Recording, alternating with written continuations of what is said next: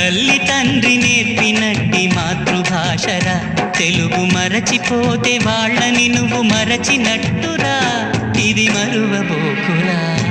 తెలుగు భాష తీయదనం, తెలుగు జాతి గొప్పతనం, తెలుసుకున్న వాళ్ళకి తెలుగే ఒక మూలధనం. తల్లి తండ్రి నేర్పినట్టి మాతృభాషరా, తెలుగు మరచిపోతే వాళ్ళని నువ్వు మరచినట్టురా, ఇది మరువబోకురా.